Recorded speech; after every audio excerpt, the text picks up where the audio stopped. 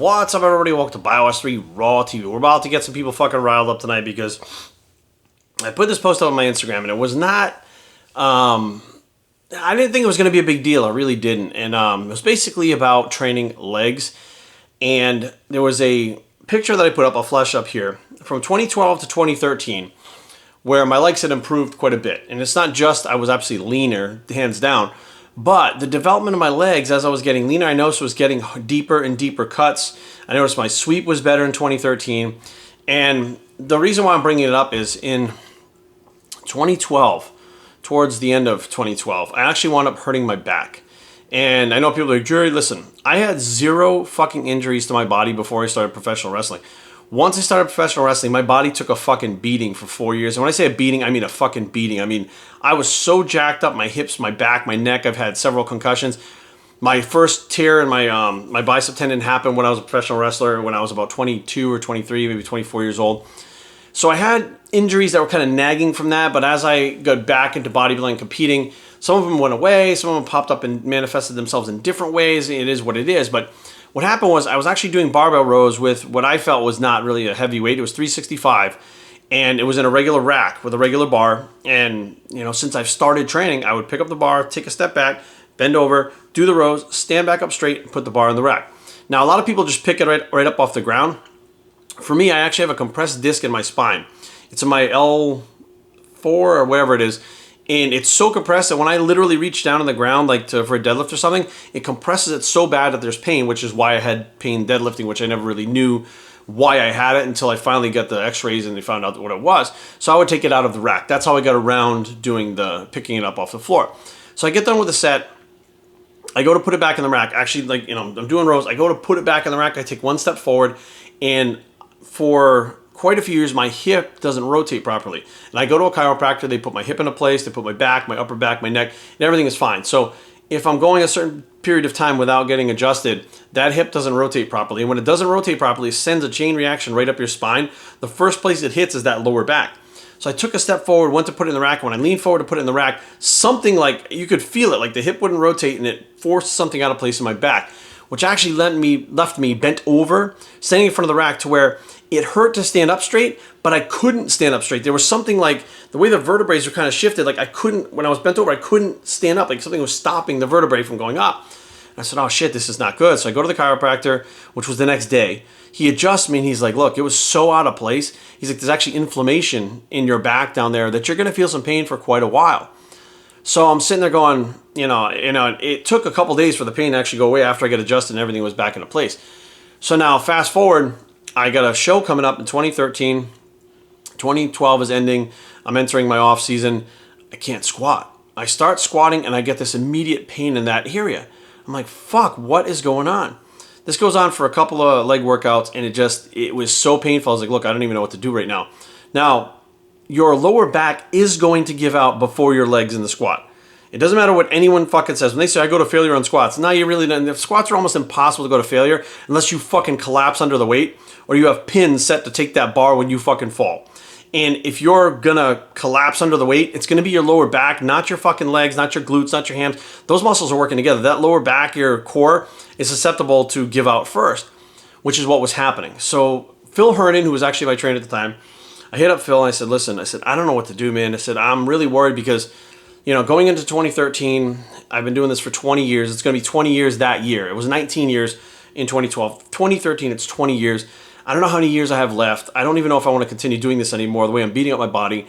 You know, I'm using drugs. I want to get off the drugs. Like, I don't even know what to do. And Phil was like, look, we don't need to do squats. We can do leg presses. And I was like, oh man, my legs, and they've always been weak to begin with. And he's like, look, trust me, leg presses are going to take care of your legs. You're going to be just fine. And I was really upset about it because, to be honest with you, I like to squat. You know, I'm not that good at it. I don't move a ton of weight, but I liked it. I enjoyed it. It was one of the exercises, like, I like to bench. I like to squat. I like to do lateral raises. I like to do shrugs. Like, some of these exercises I really like to do, and I enjoy doing them. You know, like when I did squats, my whole body got a pump. I felt great. I mean, my legs are pumped, but, you know, you're bracing that weight on your back. Like, your shoulders get a pump. Everything feels good when you're done squatting and you're tired and worn out and your central nervous system takes a beating.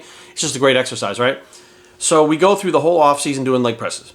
We roll into the leg presses, leg extensions, stuff like that.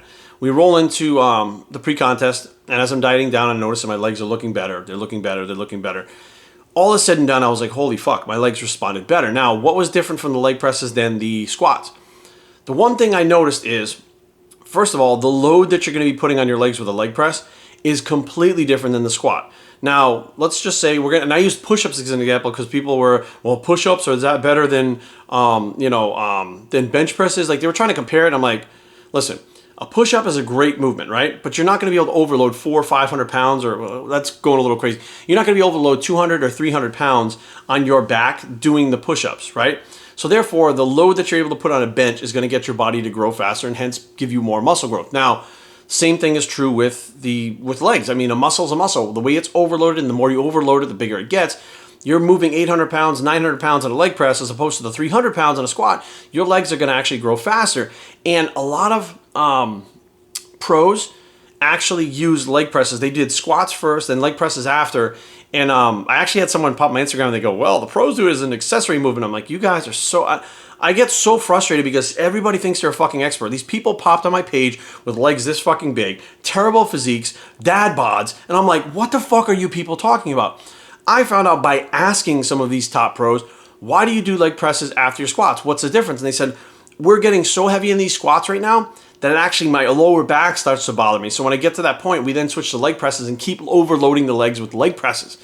I'm like, oh, so you are doing it to overload? Yes, my friend Aaron Clark, a very good friend of mine, he goes in the gym, he does his whole fucking leg workout first, then squats at the end of his workout. He's still squatting 495, 500 pounds for reps at the end, because if he squats in the beginning, he's got to use 700 pounds to fucking squat, and it bothers his back and his core, not his legs, right? So I did this whole prep, and my legs got better, and I was like, this is amazing. I'm like, I don't ever have to squat again unless I just want to, like, go light, just because I like squatting. And, I put the picture up there to let people know, like, look, you don't have to squat. If you like squatting, great. If you're like, oh, I can squat 1,000 pounds, that's terrific. If you enjoy doing it, cool.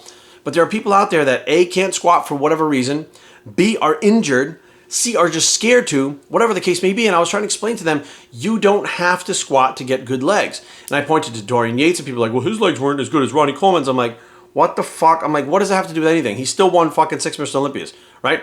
Ronnie Coleman, yes, he squatted like a motherfucker. Ronnie Coleman was a powerlifter. He loved squats, but he also did 2,500 pound leg presses, right? So if those squats were enough for him to grow the legs that he did, why the fuck was he doing those leg presses like that? Because it's all part of it. You have a hard time overloading the legs in the squat as much as you possibly can due to the fact that your core is not as strong as your legs, and it will take the beating of that movement. Now, I can't tell you how many times people have been like, oh, I was squatting and I get that lower back pump. Ha ha ha. Why do you think you're getting the lower back pump?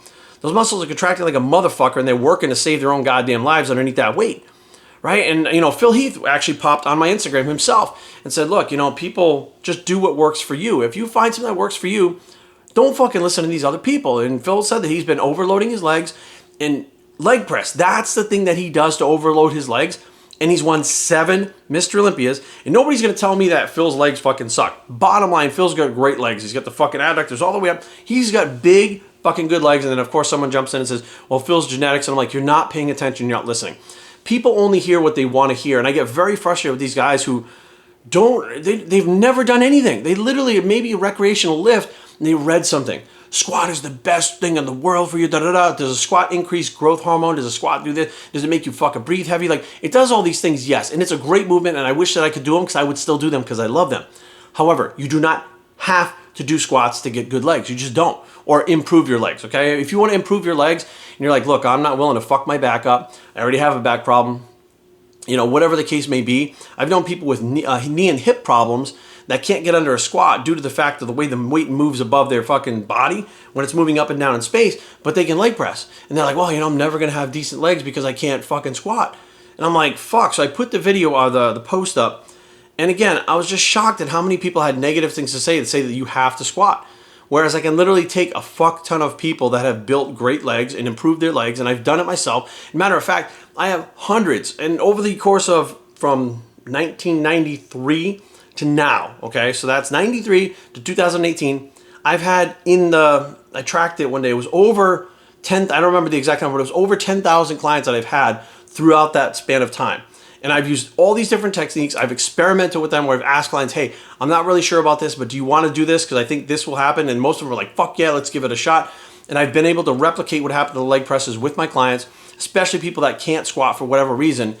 And you get people chiming in and they're constantly trying to talk shit or try to tell you that you're wrong when they themselves haven't done it, nor have they done it with a client, nor they've been able to replicate what the fuck they're talking about. But because Tom Platz said it 20 years ago and they read it online, it becomes fact, right? We also have Tom Platz putting himself in the fucking hospital, squatting because he went into oxygen debt because he squatted 225 for 10 minutes straight. Was it 5 minutes or 10 minutes? Regardless, he put himself in oxygen debt where he fucking passed out. They brought him to the hospital. That motherfucker spent a few hours in the hospital, came back to the gym and fucking did his workout. He finished the rest of his workout. Now, they're listening to this guy. Newsflash, you're not Tom Platz. You will never fucking train like that and you will never be that level. That's just the bottom line. You're not Ronnie Coleman. You're never going to squat fucking 800 for 5 reps. You're never going to be anywhere close to him, the people that are talking shit, right? The people that are not talking shit kind of sit back and go, maybe there's something to it, maybe there's not. I'm going to try it. If it works for me, cool. If not, I'll just discard it, which is exactly what the whole message is. You don't have to do certain things. Going back to the bench press and the push-up, when I before I tore my pec, because I did stupid shit, I was doing presses on a machine, very light.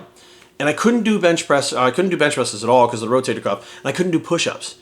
And I watched a friend of mine, Rich Schumann, in the gym using something called the Lifeline push-up, the perfect push-up Lifeline, something like that. And it's actually like a push-up thing that has rubber bands that go around your back, and you can add up to like 150 pounds of resistance to that. So what I did was when I was finally able to do push-ups again, my rotator cuff was healed, my tendonitis was healed, I was able to do push-ups. What I did was when I got to 15 push-ups, I then added that, which was 20 pounds, the Lifeline push-up. The power push-up, that's what it's called, the power push-up. As I got to the point where that was too easy for 15, I bought the next bands and added more resistance. I kept adding resistance in the push-up, which is like adding resistance in a bench press, till I got to a point where I was able to actually bench press a decent amount of weight again, and going from the push-ups. I was going from the push-ups into the machine again that I was using the whole stack. I was able to progress. So my body, even though I wasn't bench pressing, even though I wasn't machine pressing, I was doing push-ups, I was able to overload the muscle with that apparatus and get to the point where I was able to move that to the machine into the bench press where I was stronger again. The problem was my scapula, when you're on a bench press, doesn't rotate freely. On the push-up, it rotates freely because there's nothing pinning it to the bench in that form. So I was able to get rid of the tendonitis, work everything out like that. But the bottom line is, guys, like your body doesn't understand the resistance that's going on with it. And as long as you're getting progressive resistance, which means you're using heavier and heavier weights, it doesn't know whether it's a squat or leg press. There is a difference in hormonal, I don't want to say regulation, but your hormones will change different with a squat because it's a higher neuromuscular activation, NMA. Your body is moving through space. You're stabilizing your head while you're moving through space. So it's a difference in the hormones. But most of you motherfuckers are on tons of gear anyways. So that growth hormone that would spike when you do a squat doesn't make fucking jack shit because you're shooting growth hormone and testosterone.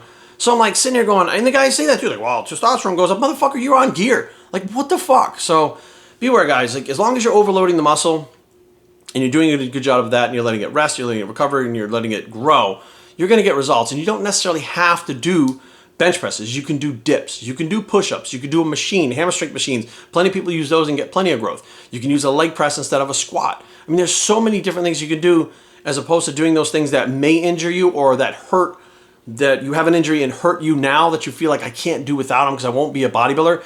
That's here. It's all in your head. Okay, if someone's looking down on you because you're not doing bench presses and you're doing push-ups, fuck that person. Who gives a shit what that person thinks? Bottom line is, you're a bodybuilder building your body, and whatever the fuck you have to do to get there, that's what you do. And whatever they have to do, that's what they have to do, and that's fucking it. BioStrengthTraining@gmail.com. Leave comments down below, but don't fight. www.biostrength.com is the blog to do whatever the fuck you want, bicep, and we are out.